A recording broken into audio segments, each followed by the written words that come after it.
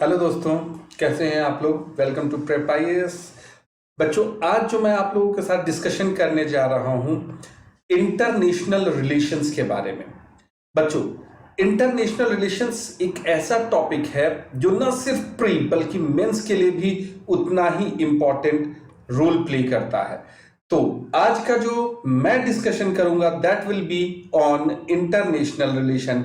बच्चों, मैं हूं निशांत श्रीवास्तव और आज आप लोगों के साथ हम लोग कुछ इंपॉर्टेंट पॉइंट्स की चर्चा करेंगे।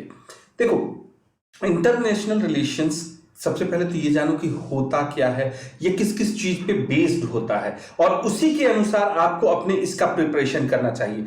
और ये जो प्रिपरेशन होना चाहिए वो कॉम्प्रिहेंसिव होना चाहिए, यानी कि ये प्री और मीन्स दोनों के हिसाब से आपको कवर अप करना चाहिए। ऑब्वियस सी बात है कि इसमें बायलिटरल रिलेशंस आपको देखने पड़ेंगे, यानी दो देशों के बीच कैसे संबंध है, इंडिया के कैसे कैसे संबंध है। इसमें कई आपको इंटरनेशनल ऑर्गेनाइजेशंस, जैसे कि आप यूएनओ के बारे में जानेंगे, आप जानेंगे नाटो के बारे में जो कि आपको जानना चाहिए, आप सार्क के बारे में जानेंगे, आप उसी तरह से जितने भी इंटरनेशनल ऑर्गेनाइजेशंस हैं उसके बारे में भी इसको अध्ययन करेंगे। अगर मेंस की मैं बात करूं तो ये पेपर 2 का विषय है, और अगर प्री की बात करूं तो प्री में तो इसके क्वेश्चंस आते ही आते हैं जो करंट अफेयर से रिलेटेड होते हैं। तो बच्चों, इसको हम लोग बहुत ही अच्छी तरीके से जानेंगे कि कैसे मेंस में इसको लिखें, क्योंकि कई बार क्या होता है कि ये नाइटमेयर का काम करता है, खासकर मेंस के समय में, क्योंकि इसके लिए न तो उतना मटेरियल उपलब्ध होता है, न ही बच्चों के पास में कोई इसका डायमेंशन पता होता कि हमें कैसे लेके जाना चाहिए। तो आप मेरे इस वीडियो से जान सकेंगे कि किस तरह से हमें इंटरनेशनल रिलेशन को प्रिपेयर करना चाहिए, कैसे इंटरनेशनल रिलेशंस के पार्ट को कवर अप करना चाहिए और उसमें कौन कौन से डायमेंशंस को हमें देना चाहिए ताकि हमारे आंसर्स बिल्कुल करेक्ट हो सके और उसको हम लोग ग्रेजुअली इंपॉर्टेंटली बढ़ा सके। तो देखो बच्चों, सबसे पहली चीज कि फॉरेन पॉलिसी क्या है, इसके बारे में आपको जानना पड़ेगा। तो बेटा, एक चीज मैं आपको बता दूं कि फॉरेन पॉलिसी की अगर हम लोग बात करते हैं कि व्हाट इज फॉरेन पॉलिसी, तो फॉरेन पॉलिसी वो सारे टूल्स, वो सारी पॉलिसीज, यानी वो सारे नीति और वो सारी चीजें, वो सारे जितने भी संबंध होते हैं जो कि किसी एक देश के राष्ट्रहित को, नेशन इंटरेस्ट को फुलफिल करता है, फॉरेन पॉलिसी कहलाता है। यानी अगर हम लोग कहें कि फॉरेन पॉलिसी क्या है, तो किसी भी कंट्री द्वारा अपनाई गई वो सारी पॉलिसीज, वो सारी नीतियां और वो सारे टूल्स, वो सारी विधियां जो कि उस देश के राष्ट्रहित को संवर्धित करे, उसी को हम लोग क्या कहेंगे, फॉरेन पॉलिसी कहेंगे। अगर हम फॉरेन पॉलिसी की बात करें तो फॉरेन पॉलिसी किसी भी कंट्री का जो बेस होता है उसके लिए क्या करना होता है, उसके लिए कुछ कैटेगराइजेशन होता है, कुछ इंपैक्ट होता है जो कि किसी भी फॉरेन पॉलिसी को क्या करता है, बनाता है। कोई भी देश अपनी फॉरेन पॉलिसी को बनाने के लिए कुछ बेसिक चीजों की ऊपर में काम करेगा, जिसमें सबसे पहला होता है नीड बेस, दूसरा होता है रीजनल इंटरेस्ट और तीसरा इंटरनेशनल सिनेरियो। तीनों चीजें आपको अभी समझ में नहीं आई होंगी, बिल्कुल नहीं समझ में आई होंगी, क्योंकि ये ऐसी चीज है जो कि हम लोग आसानी से तुरंत तो इंटरनेशनल पॉलिसीज के बारे में समझने में थोड़ी सी कठिनाई होगी। तो लेकिन मैं अभी जो आपको ग्राफिकल मेथड से समझाऊंगा तो उसमें आपको आसानी से ये चीजें समझ में आ जाएंगी कि कैसे इन सारी पॉलिसीज को कोई भी कंट्री डील करती है। तो चलिए, सबसे पहले मैं आपको बताऊं। देखो, बेसिकली फॉरेन पॉलिसी को 3 मेजर चीजों से चेक किया जाता है, या 3 मेजर चीजों के कारण ही किसी फॉरेन पॉलिसी को बनाया जाता है। 3 उसके मेजर इंपैक्ट हैं जिसके कारण कोई फॉरेन पॉलिसी पे इसका इंपैक्ट पड़ता है, जिसमें सबसे पहला है नीड। अभी मैं बताऊंगा कि नीड क्या होता है, किस तरह के उसकी नीड्स पे फॉरेन पॉलिसी डिपेंड करती है। दूसरा रीजनल इंटरेस्ट, यानी क्षेत्रीय, यानी उस समय क्षेत्र की क्या आवश्यकताएं हैं, उस क्षेत्रीय इंटरेस्ट को देखेंगे। और तीसरा इंटरनेशनल इंसिडेंट ऑफ वर्ल्ड। ये 3 चीजों पे बेस होता है। अब हमें ये जानना चाहिए कि इन 3 चीजों पे फॉरेन पॉलिसी कैसे बेस होती है, हमें आंसर लिखते समय या जानते समय क्या चीज को करना चाहिए और कैसे हमें इसे फुलफिल करना चाहिए। तो मैं सबसे पहले आपको बताऊं, देखो, ये जो मैंने 1 नंबर पे नीड रखा था, किसी भी देश की फॉरेन पॉलिसी की जो सबसे फोरमोस्ट इंपॉर्टेंट चीज होती है वो होती है कि उस देश की अभी वर्तमान आवश्यकता क्या है, what is the present need of the country. इस पे फॉरेन पॉलिसी डिपेंड करती है। जैसे मैं बात करूं ऑयल, गैस, फूड, या फिर अगर मैं बात करूं सपोज करो मेडिसिन, अर्थात किसी भी देश की अगर हम लोग बात करते हैं तो उस देश की सबसे पहले अभी वर्तमान में क्या आवश्यकता है, क्या उस देश को जो जरूरत है अभी तुरंत, ऑयल एंड नेचुरल गैस का वहां पे क्या सिस्टम है, वहां फूड का क्या सिस्टम है, मेडिसिन का क्या सिस्टम है। जैसे मैं बात करूं जिस समय भारत आजाद हुआ था, इंडिया को स्वतंत्रता मिली थी, उस समय हमारी मुख्य आवश्यकता क्या थी कि हम लोग खाद्यान्न के क्षेत्र में आत्मनिर्भर हों, फूड के क्षेत्र में आत्मनिर्भर हों, हमारे पास में इंडस्ट्रियल पॉलिसीज ऐसी रहें ताकि हमारे यहाँ पे उत्पादन सारी चीज़ों का हो सके। उसी तरह से हमारे यहाँ मेडिसिन ऐसी हों ताकि हम किसी भी तरह की चीज़ों का सामना कर सकें। उसी तरह ऑयल और नेचुरल गैस जो कि हमारे किसी भी उद्योग धंधे के लिए सबसे इंपॉर्टेंट चीज़ होती है, तो उसकी ज़रूरत हो। तो हमें फॉरेन पॉलिसी को बनाते समय किस देश के साथ संबंधों के आधार पर हम इन सारी चीजों को फुलफिल कर सकते हैं, उस पे सबसे पहला हम लोग बेस बनाते हैं किसी भी फॉरेन पॉलिसी का। जैसे अभी कोरोना का पीरियड चल रहा है, इस कोरोना के पीरियड में क्या हो रहा है, आप देख रहे हैं कि मेडिसिन का बहुत इंपॉर्टेंट रोल है। नो डाउट भारत ने अपने यहां मेडिसिन बनाई है, वैक्सीनेशंस बनाई है और वैक्सीन्स को बनाया है। तो कोई भी जो दूसरा देश है भारत के साथ अगर अभी कोई भी रिलेशंस को बनाना चाहेगा तो वो नीड बेस्ड रिलेशन बनाना चाहेगा भारत के साथ, वो उन समझौतों को करना चाहेगा जो कि उसके नेशनल इंटरेस्ट को फुलफिल कर रहा हो। जैसे उसको मेडिसिन की जरूरत होगी तो वो क्या करेगा, वो भारत के साथ बहुत ही अच्छे रिलेशंस बनाने की कोशिश करेगा ताकि उसको मेडिसिन की सप्लाई हो सके। तो पहला किसी भी देश की फॉरेन पॉलिसी का मुख्य आधार होता है कि वर्तमान में उस देश की क्या आवश्यकता है, उस देश को किस चीज की जरूरत है, क्या उसका नीड है। ये सबसे पहले किसी भी देश के लिए क्या चीज होता है, इंपॉर्टेंट होता है। तो अब आप समझ गए होंगे कि किसी भी देश की फॉरेन पॉलिसी का जो बेसिक आधार होता है, तो सबसे पहला आधार होता है कि उस समय उसकी क्या आवश्यकता है। दूसरा जो आधार होता है जिसको हम लोग कहते हैं रीजनल इंटरेस्ट। जैसे क्या होता है कि बच्चों क्षेत्रीय जो आसपास के क्षेत्र होते हैं वहां पे कैसी कंट्रीज हैं, उनके साथ आपका क्या इंटरेस्ट क्लैश है, उस पे देखना होता है। फॉर एग्जांपल अगर हम लोग बात करें तो अभी आपको मालूम है कि चाइना एक विश्व की द्वितीय आर्थिक शक्ति बनने का प्रयास कर रहा है और ऐसी दशा में वो कई देशों के साथ में समझौते कर रहा है और वो क्या कर रहा है, इस क्षेत्र के शक्ति संतुलन को क्या बिगाड़ने की कोशिश कर रहा है। तो आपकी फॉरेन पॉलिसी का सेकंड जो क्षेत्र होगा वो रीजनल इंटरेस्ट, कि कैसे आप जो अगर हम लोग बात करें चाइना को, तो उस चाइना को एक एग्जांपल दे रहा हूं कि उस चाइना को हम लोग किस तरह से बैलेंस ऑफ पावर में ले आए, यानी उसके पावर को बैलेंस करें। तो हम लोग क्या करेंगे, हम लोग करेंगे कि जो भी चाइना को बैलेंस करने के लिए शक्तियां हैं उन शक्तियों के साथ हम कार्य करेंगे।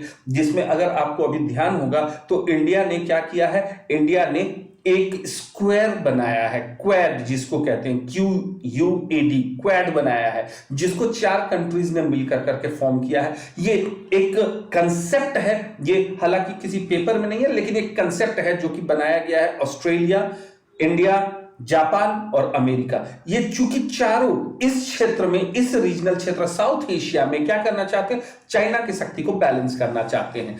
ये बैलेंस इसलिए क्योंकि जो चाइना है वो क्या कर रहा है, अनवांटेड तरीके से साउथ चाइना सी से लेकर के और जगहों पे रोड बेल्ट परियोजना के अंतर्गत काम करके क्या करने की कोशिश कर रहा है, यहां पे फॉल्स प्रैक्टिसेस करके यानी रॉन्ग प्रैक्टिसेस करके क्या करने की कोशिश कर रहा है, क्षेत्रीय असंतुलन को बिगाड़ रहा है। तो दूसरा हमारा जो फॉरेन पॉलिसी का तरीका होता है वो रीजनल इंटरेस्ट उस समय किस तरह का है उस पर काम करना। जैसे आप इंडिया की बात देखते हैं तो इनिशियल इंडिया की फॉरेन पॉलिसी में क्या किया गया था, उस समय भारत भी आजाद हुआ था, पाकिस्तान भी आजाद हुआ था, साथ में अगर आप देखते हैं तो उस समय बांग्लादेश का अस्तित्व नहीं था, चाइना जो है वो चाइना अभी अभी आजाद हो रहा था, लेकिन वहां पे साम्यवाद का प्रभाव ज्यादा पड़ रहा था। तो हम लोगों ने क्या करना शुरू किया, हम लोगों ने ये देखा कि जो अगर हम लोग बात करें पाकिस्तान की, तो वो अमेरिकी गुट में शामिल हो चुका है, तो हम लोगों ने गुट निरपेक्ष की नीति अपनाई, जो कि रीजनल इंटरेस्ट का पार्ट होता है। तो हम लोगों ने उसी हिसाब से सारा काम किया।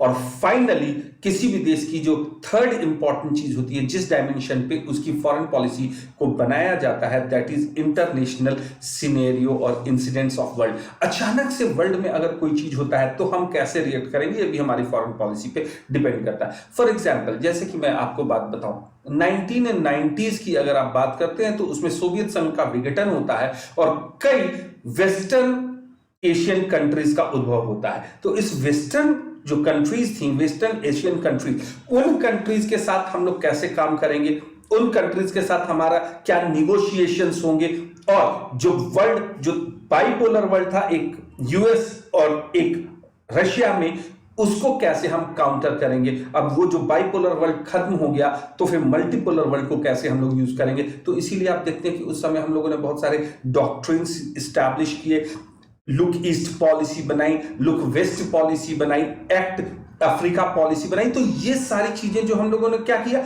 इंटरनेशनल जो इंसिडेंट है उस पे, यानी किसी भी कंट्री के इंटरनेशनल रिलेशन को अगर हम लोग देखते हैं तो उसके लिए नीड, रीजनल इंटरेस्ट और इंटरनेशनल इंसिडेंट, इन तीन की सबसे मेजर आवश्यकता होती है।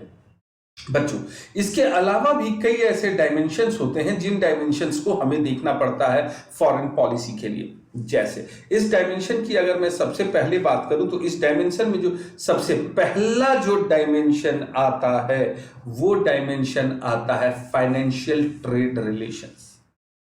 सबसे पहला क्या होता है, फाइनेंस और ट्रेड रिलेशंस कैसे हैं, कौन से देश के साथ हमारा ट्रेड रिलेशंस ऐसा है जिसमें हमारे पास में ट्रेड बेनिफिट है और ट्रेड बैलेंस हमारे पक्ष में जुड़ेगा। ये हमारे लिए सबसे मेजर उद्देश्य होता है। हम लोग इसमें देखते हैं कि बायलिटरल कई देशों के साथ हमारा ट्रेड रिलेशंस कैसा है, कई देशों के साथ हमने किस तरह से समझौते किए हैं। जैसे अगर अभी मैं बात करूं तो आप साउथ ईस्ट एशिया में देख रहे हैं, तो साउथ ईस्ट एशिया एक बहुत बड़ा व्यापार का क्षेत्र बना हुआ है। इसलिए हम लोगों ने अपने क्या किया कि अपने फाइनेंस और ट्रेड रिलेशंस को उनके साथ कोप करने की कोशिश की, और अब जो लुक ईस्ट पॉलिसी थी उसको हमने कन्वर्ट कर दिया, और कन्वर्ट करके किस रूप में ला दिया, अब उसको हम लोगों ने कन्वर्ट कर करके ला दिया एक्ट ईस्ट पॉलिसी। अब वो हमारे लिए एक्ट ईस्ट है, हम लोग उसके लिए काम कर रहे हैं, सिर्फ उसके लिए पॉलिसीज नहीं बना रहे।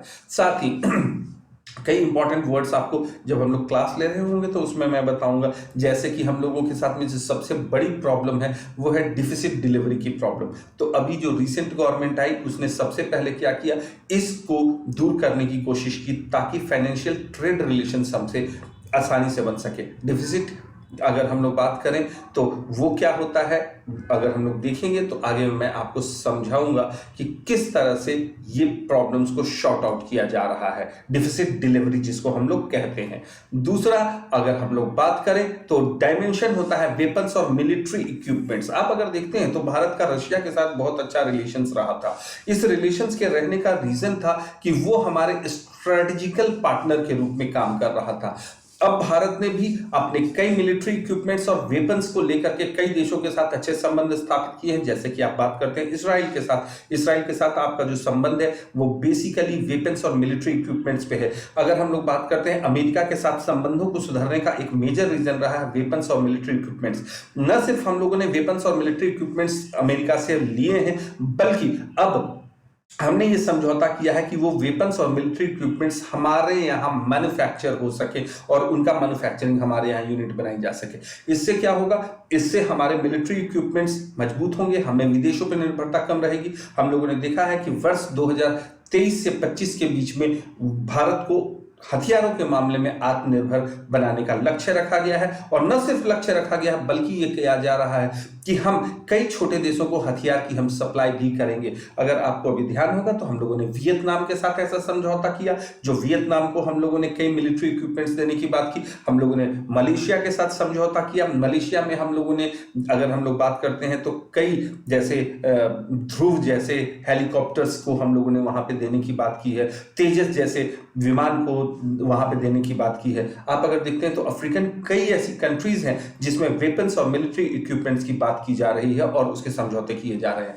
आप अगर देखें तो इधर दक्षिण पूर्व एशियाई देशों के अंतर्गत भी हम लोगों ने कई मिलिट्री वेपन्स के लिए समझौते किए हैं और कई मिलिट्री इक्विपमेंट्स को बेचने का समझौता किया है। क्योंकि अगर भारत हथियारों के मामले में आत्मनिर्भर बन जाएगा तो ये एक ऐसा बड़ा मार्केट होगा, जो बड़ा मार्केट क्या करेगा, इसको कई द्वार खोलेगा। खासकर अगर हम बात करें तो आप अगर देखते हैं तो पश्चिमी एशियाई देशों के साथ में, अफ्रीकी देशों के साथ में, और आप अगर देखते हैं तो साउथ ईस्ट जो एशियन कंट्रीज हैं वहां पे। इसीलिए हम लोगों ने क्या किया है, नॉर्थ ईस्ट के जो क्षेत्र हैं उस क्षेत्र को डेवलप करने का प्रयास किया। तो कहने का मतलब है कि ये जो आईआर जब हम लोग पढ़ रहे होते हैं तो इस आईआर में वेपन्स, मिलिट्री इक्विपमेंट्स का क्या रोल है, इसका मेजर डायमेंशन है और इस डायमेंशनल रोल को भी आपको देखना पड़ता है, जो कि हम लोग इसमें देखेंगे।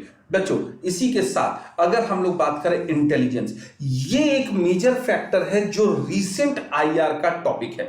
देखो बच्चों, पहले जो था, पहले अगर हम लोग बात करते हैं तो किसी भी देश के लिए जो थ्रेट था वो थ्रेट ट्रेडिशनल थ्रेट थे। ट्रेडिशनल थ्रेट वॉर का थ्रेट हो जाता है, किसी भी तरह का सैन्य थ्रेट होता है। मगर आज के दिनों में जो थ्रेट है वो नॉन कन्वेंशनल थ्रेट ज्यादा बढ़ गया। जैसे साइबर क्राइम्स आप देखते हैं तो साइबर क्राइम्स किसी भी देश को अस्थिर करने का प्रयास होता है। उसी तरह से आप देखते हैं तो कई फेक करेंसीज होती हैं कई जगहों पे। अगर वहां पे अगर हम देखते हैं तो वो इंटेलिजेंस से निपटने की, किसी भी देश की अर्थव्यवस्था को खराब करने के लिए फेक करेंसीज का यूज किया जाता है, उसको निपटने का प्रयास किया जाना। अगर हम लोग बात करते हैं तो इस इंटेलिजेंस के बेसिस पे आपने देखा होगा कि अभी भारत ने इजराइल के साथ इंटेलिजेंस का कई समझौता किया है और कई मामलों में भारत और इजराइल के संबंध एक बड़े महत्वपूर्ण संबंधों के रूप में उभर करके आए हैं। आप उधर ही देखते हैं तो उसी तरफ आप अरेबियन कंट्रीज के साथ में देखते हैं तो हमने कई इंटेलिजेंस और सामरिक समझौते किए हैं। अमेरिका के साथ हम लोगों ने इस तरह का समझौता किया। तो ये क्या होता है, ये आईआर का डायमेंशन है कि नॉन कॉन्वेंशनल थ्रेट से कोई देश कैसे निपटे। तो उससे निपटने के लिए क्या किया जाता है, इस तरह के इंटेलिजेंस की भी बहुत बड़ी व्यवस्था होती है और इस तरह के इंटेलिजेंस का बहुत बड़ा रोल होता है। तो हमारे आईआर का ये भी एक मेजर डायमेंशन है जिस डायमेंशन पे हमें वर्क करना पड़ रहा है और हमें वर्क करना पड़ता है। उसी तरह से बच्चों हम लोग बात करते हैं जिसमें सबसे इंपॉर्टेंट होता है पॉलिटिकल रिलेशंस। लेकिन बच्चों ये जो पॉलिटिकल रिलेशंस है, ये पॉलिटिकल रिलेशंस क्या होते हैं, ये पॉलिटिकल रिलेशंस समय समय पे चेंज होते रहते हैं। क्योंकि कई देशों में क्या होता है कि जहां पे जिस तरह की सरकार होती है हमें इमीडिएटली उसके हिसाब से अपने पॉलिटिकल रिलेशंस को भी चेंज करना पड़ता है। फॉर एग्जाम्पल अगर मैं बात करूं तो आप देख सकते हैं कि जैसे मलेशिया में, तो मलेशिया में आपने देखा होगा कि कुछ वर्ष पहले जो सरकारें हुआ कर रही थी, जो सरकार थी मालदीव्स की, अगर हम लोग बात करें मलेशिया में तो हमारे साथ के संबंध अच्छे रहे हैं। मालदीव्स में क्या हुआ है, मालदीव्स में अगर हम लोग देखें तो कुछ वर्ष पूर्व वहां के जो शासक थे वो एंटी इंडियन शासक थे। तो उनके साथ हमारे संबंधों को किस तरह से हम लोग चेंज करें, उस समय में क्या हम लोगों को रिएक्शन देने चाहिए, किस तरह से कार्य करने चाहिए। आप अगर अभी नेपाल की बात देखते हैं तो कई बार नेपाल की जो राजनीतिक अस्थिरता है, उस राजनीतिक अस्थिरता ने भी भारत के कई पॉलिटिकल चीजों को चेंज किया है और कई पॉलिटिकल सिनेरियोज को बदलने का प्रयास किया और हम लोगों ने उसके हिसाब से कार्य किए हैं। तो बच्चों आपको ये मालूम चल गया कि ये सारे डायमेंशंस हैं इंटरनेशनल रिलेशंस के, जो कि हम लोगों को कार्य करने की जरूरत पड़ती है। अब एक चीज और मैं बताऊं, जैसा कि अगर हम लोग देखें तो क्या होता है कि आज के दिनों में जो वर्ल्ड है उस वर्ल्ड में कई अदर सॉफ्ट पावर का प्रयोग किया जा रहा है। सॉफ्ट पावर जिसको हम लोग कहते हैं soft power diplomacy. Soft power diplomat क्या होता है, तो जैसे देखो पहले होता था, पहले लोग क्या करते थे, पहले अपने सैन्य शक्ति के दम पे, अपने पावर के दम पे, अपने वेपन्स के दम पे दूसरे देशों के साथ में संबंधों को स्थापित करते थे। आज के दिनों में सॉफ्ट पावर का एक बहुत बड़ा सा रोल रहा है। अब यहाँ पे सॉफ्ट पावर का मतलब क्या है? किसी भी देश की सांस्कृतिक और जो उसकी जो विरासत होती है उसके आधार पर हम अपने पावर को डेवलप करते हैं। फॉर एग्जाम्पल, इंडिया ने, अगर आपने देखा होगा तो वर्ल्ड को योगा और इस तरह से कई ऐसी चीजों को दिया, वर्ल्ड में कई कई देशों के साथ अपने सांस्कृतिक संबंधों को साझा किया। वो भारत के सॉफ्ट पावर को दिखाता है। ये आज के दिनों में इंटरनेशनल रिलेशंस का बहुत बड़ा रोल रहा है। अगर आप देखते हैं तो भारत और चाइना की, अब तो खैर कोरोना के बाद की वार्तालाप में बहुत सारे परिवर्तन हुए, लेकिन उससे पहले अगर आप देखते हैं तो वुहान की वार्ता हुई थी, तो वुहान वार्ता में सॉफ्ट पावर का हमने यूज किया था। और साथ ही अगर आप देखते हैं तो आज के दिनों में एक और नई चीज का प्रयोग किया जा रहा है, वो ये किया जा रहा है कि भाई जो दो चीजों पे अलग अलग फोकस किया जाए। हम लोगों का जो पॉलिटिकल कूटनीति है, डिप्लोमेसी है, वो अलग रहे और फाइनेंस अलग रहे, यानी फाइनेंस और पॉलिटिक्स इन दोनों को अलग अलग सिनेरियो में बांटा जाए। यानी कि वित्त के रूप में हम लोग अलग करें। हो सकता है कि हमारे चाइना के साथ कुछ मतभेद हो, और लेकिन व्यापार के मामले में हम लोगों को क्या रोल प्ले करना चाहिए। हो सकता है कि अमेरिका के साथ हमारे कई मुद्दों पे, पॉलिटिकल मुद्दों पे मतभेद हो सकता है कि हमारे रशिया के साथ कई पॉलिटिकल मुद्दों पर मतभेद हो, लेकिन फाइनेंशियल रिलेशंस उसमें किस तरह से काम करें। हालांकि इन सब में जो नेशनल इंटरेस्ट होता है, राष्ट्रीय हित होता है, वो आज के दिनों में सर्वोपरि होता है। सबसे पहला नेशनल इंटरेस्ट देखा जाता है, और अगर नेशनल इंटरेस्ट फुलफिल कर रहा होता है तभी हम लोग फाइनेंस और पॉलिटिक्स और अदर कोई भी चीजों को देख रहे होते हैं। तो बच्चों, ये सारा जो पॉइंट्स है, ये सारे पॉइंट्स को हमको रखना पड़ता है पॉलिटिकल सिनेरियो में, और इंटरनेशनल रिलेशंस को बनाते समय इसको हम लोगों को ध्यान में रखना पड़ता है। बच्चों, एक और चीज मैं कहूंगा, अब हम लोगों का जो कुछ टॉपिक्स मैं इस पे करने वाला हूं जो इंटरनेशनल ऑर्गेनाइजेशन से हैं। आप जुड़े रहिए हमारे साथ, जिसमें कि आप लोगों को इंटरनेशनल ऑर्गेनाइजेशंस के बहुत सारे टॉपिक्स, बहुत सारे डायमेंशंस के बारे में मैं बताता रहूंगा, और बहुत अच्छे से इसको ध्यान रखिए। अपने दोस्तों के साथ इन्हें शेयर कीजिए, सारी चीजों को कीजिए, लाइक वीडियो को कीजिए, और बच्चों इस पे ज्यादा से ज्यादा पार्टिसिपेशन करें। और आपको किसी भी चीज की आवश्यकता हो तो आप कमेंट सेक्शन में जाकर करके हमें बताएं। जरूर इस चीज का हल किया जाएगा। जो भी आपकी चीजें होंगी उसको जरूर देखने का मैं प्रयास करूंगा और उसको बताने का भी प्रयास करूंगा। धन्यवाद आपका। Thank you very much.